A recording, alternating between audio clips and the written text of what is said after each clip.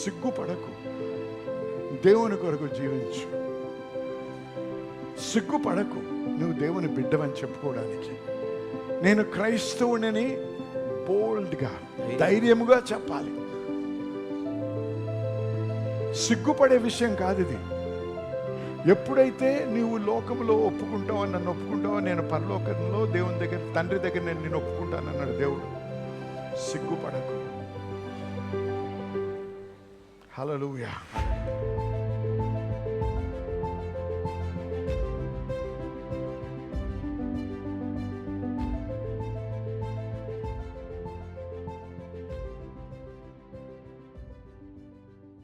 యేసుప్రభు ఏమన్నాడు? The Kingdom of God suffers violence. అంటే వైలెన్స్ అంటే ఏంటి?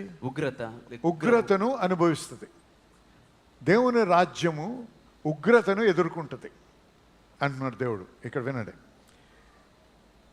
దాని అర్థం ఏంటంటే, wherever god is at work there is also resistance. దేవుడు ఎక్కడ పని చేస్తున్నా కూడా దానికి అక్కడ వ్యతిరేకత అనేది ఉంటున్నది. చూశారు కదా మన దేశంలో ఏ విధంగా వాక్యం ప్రకటించకుండా మరి అనేక సంఘాలని చెల్లా చెదురు చేస్తున్నారు, అనేక చర్చ్ బిల్డింగ్లు కూలగొడుతున్నారు, అనేక దేవుని సేవకుల్ని జైల్లో వేస్తున్నారు. ఏమవుతుంది? Kingdom of God is suffering violence. దేవుని రాజ్యం దౌర్జన్యం చేత పట్టబడుతున్నది. అర్థమవుతుంది మీ అందరికీ? బాప్తిస్మం వచ్చి యోహాను గురించి ఆలోచించండి. భయము లేకుండా గొప్పగా వాక్యం ప్రకటిస్తున్నాడు. తను మెస్సయ కొరకు మార్గాన్ని సిద్ధపరుస్తున్నాడు.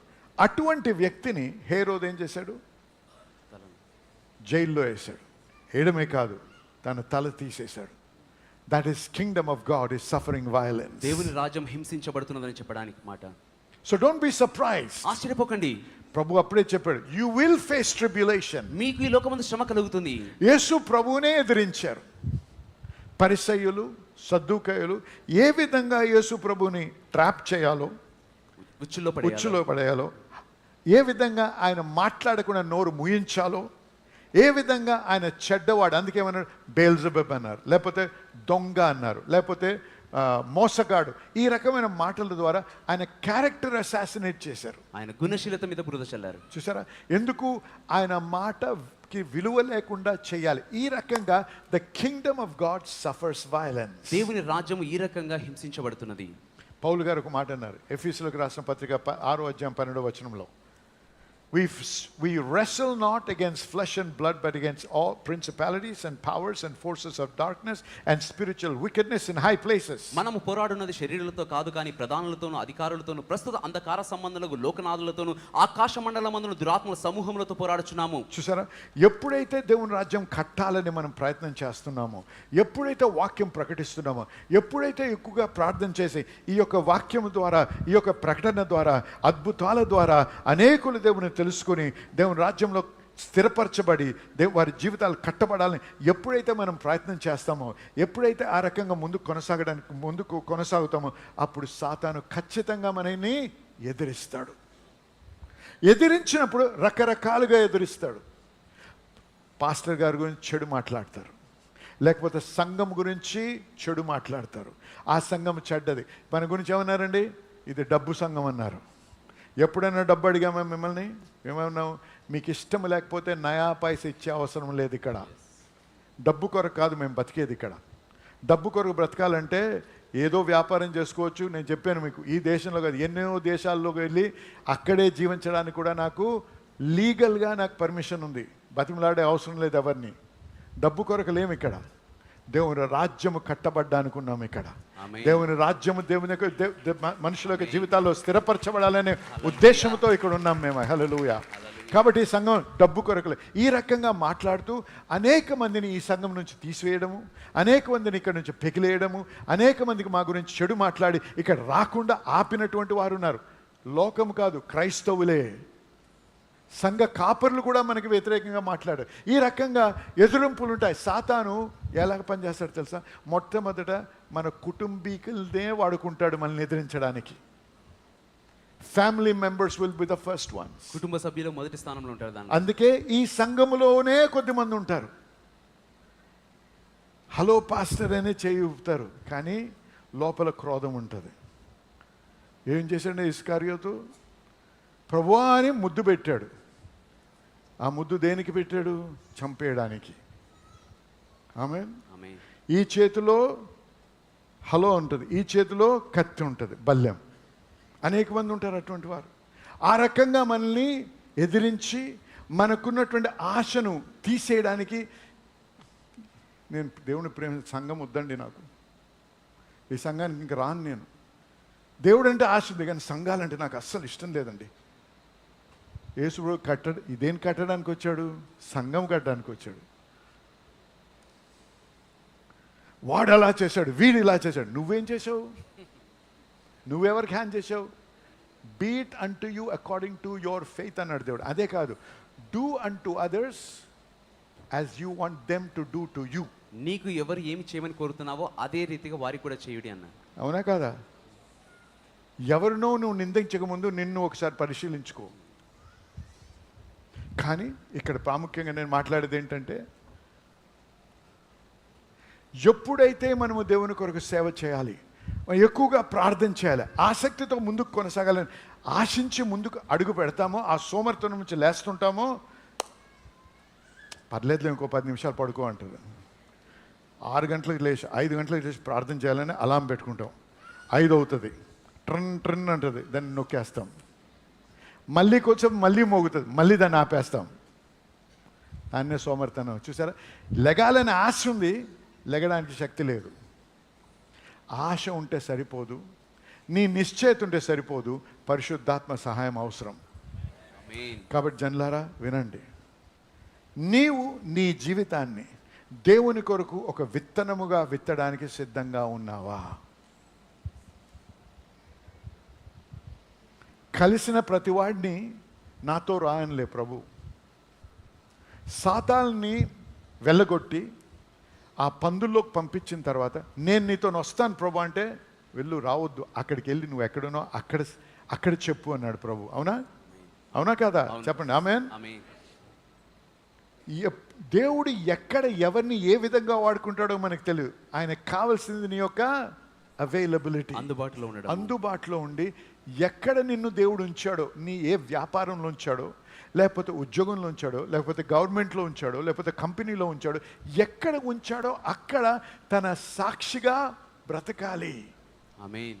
కానీ అనేక మంది క్రైస్తవులని సంఘంలో చెప్తారు, బయటకు వెళ్ళగానే క్రైస్తవుని చెప్పడానికి సిగ్గుపడతారు. అటువంటి వారు ఉన్నారు కాబట్టే మనకి నోరు లేనటువంటి ప్యాషన్లెస్ క్రిస్టియన్స్ ఉన్నారు, ఆసక్తి లేని క్రైస్తవులు. అందుకే సంఘం ఎదగటం లేదు, అందుకే దేవునికి నామము గణపరచబట్టం లేదు. ఏ స్థితిలో ఉన్నావు నిన్ను నువ్వు ఒకసారి పరిశీలించుకో.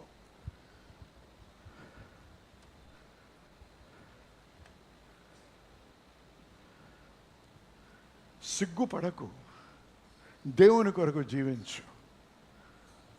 సిగ్గుపడకు నువ్వు దేవుని బిడ్డవని చెప్పుకోవడానికి. నేను క్రైస్తవుని బోల్డ్గా, ధైర్యముగా చెప్పాలి. సిగ్గుపడే విషయం కాదు ఇది. ఎప్పుడైతే నీవు లోకంలో ఒప్పుకుంటావో, నన్ను ఒప్పుకుంటావో, నేను పరలోకంలో దేవుని దగ్గర, తండ్రి దగ్గర నేను నిన్ను ఒప్పుకుంటానన్నాడు దేవుడు.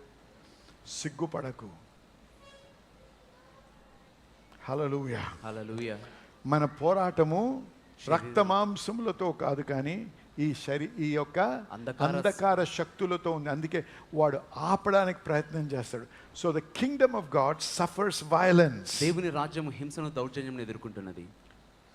Whenever you choose to walk with God, expect resistance. మీరు దేవునితో నడవడానికి ఎంచుకున్న ప్రతిసారి కూడా ఒక ఎదిరింపును ఆశించండి. ఎదిరింపును ఆశించొద్దు. ఎదిరింపు వచ్చినప్పుడు ఆశ్చర్యపోకు. చూసారా? ఎదిరింపు అంటే ఆ జ్ఞానంతో జీవించాలి. ఏ జ్ఞానంతో? ఎదిరింపు వస్తుంది, వచ్చినప్పుడు ఆశ్చర్యపడకు. ఎందుకు? నువ్వు దేవుని కొరకు జీవించాలని ఆశిస్తున్నావు కాబట్టి. ఒక రకంగా చెప్తే నెహెమీయా గ్రంథంలో చూసినట్టయితే 4వ అధ్యాయము 17వ వచనం ఒకసారి చూద్దాం.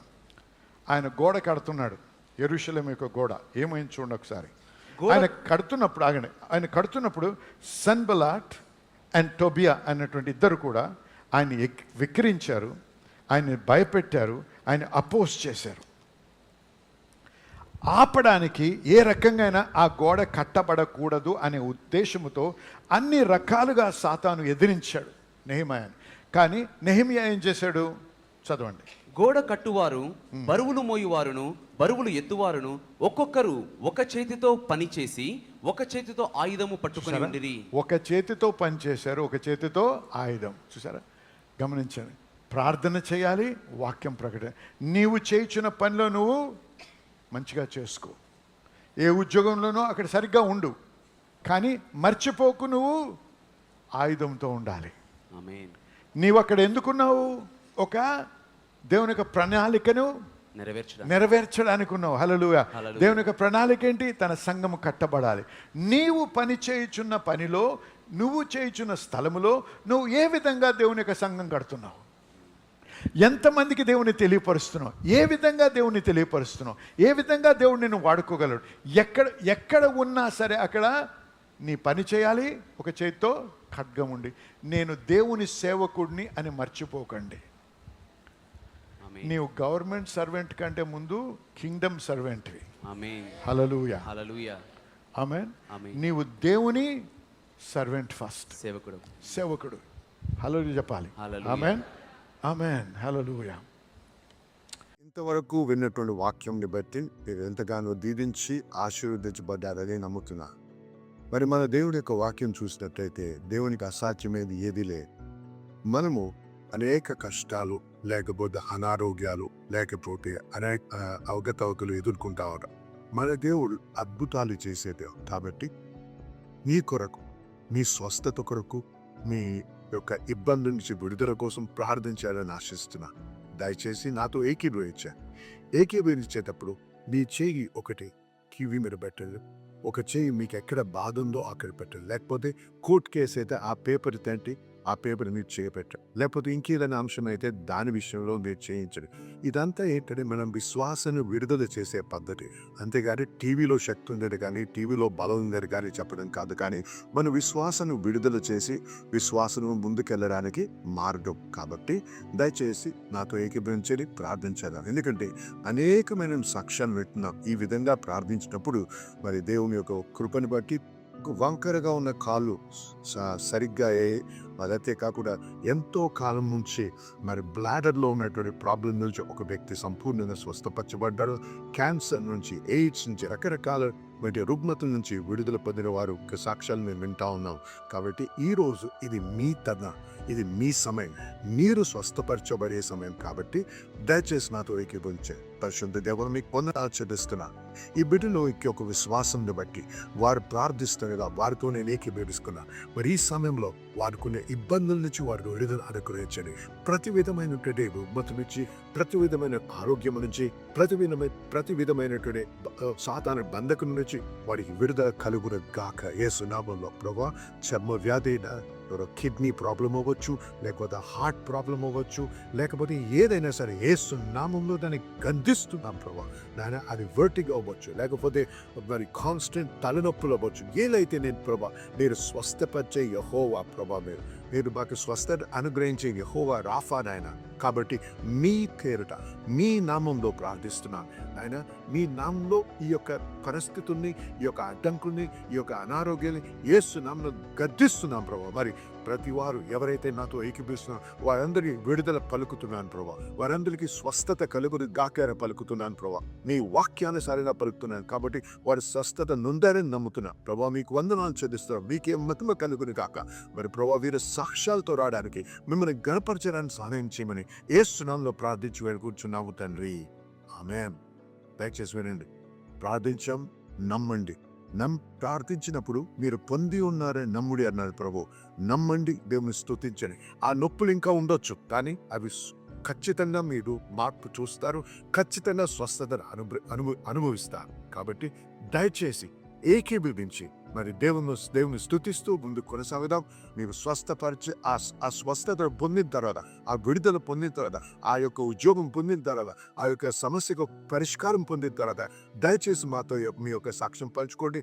మీతో కలిసి మేము సంతోషించాలని, దేవుని కనపరచాలని ఆశిస్తున్నాం. దేవుని మేము బహుగా దీవించుగాక. ఆమేన్.